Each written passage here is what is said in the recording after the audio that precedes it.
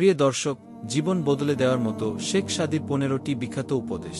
ফার্সি গদ্যের জনক মহাকবি শেখ সাদি দীর্ঘদিন ধরেই বাংলাভাষী পাঠকের কাছে অতি প্রিয় কবি। শুধু বাঙালিই নয়, বিশ্বজুড়ে তিনি অত্যন্ত সমাদৃত। তার 15টি বিখ্যাত উপদেশ, যা কিনা আপনার জীবনকে বদলে দিবে। 3 জনের নিকট কখনো গোপন কথা বলিও না। স্ত্রীলোক, জ্ঞানহীন মূর্খ, শত্রু, অকৃতজ্ঞ মানুষের চেয়ে কৃতজ্ঞ কুকুর শ্রেয়। আমি আল্লাহকে সবচেয়ে বেশি ভয় পাই, তারপরেই ভয় পাই সেই মানুষকে যে আল্লাহকে মোটেই ভয় পায় না।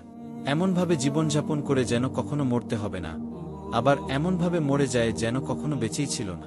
হিংস্র বাঘের উপর দয়া করা, নিরীহ হরিণের উপর জুলুম করার নামান্তর। যে সৎ, নিন্দা তার কোনো অনিষ্ট করতে পারে না।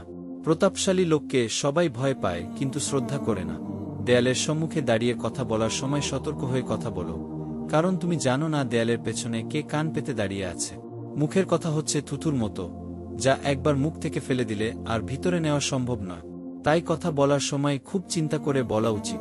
মন্দ লোকের সঙ্গে যার উঠা বসা, সে কখনো কল্যাণের মুখ দেখবে না।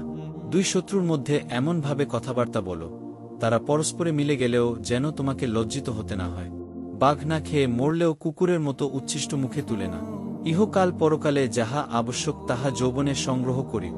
কোনো কাজেই প্রমাণ ছাড়া বিশ্বাস করিও না। অজ্ঞের পক্ষে নীরবতাই হচ্ছে সবচেয়ে উত্তম পন্থা। এটা যদি সবাই জানত তাহলে কেউ অজ্ঞ হতো না।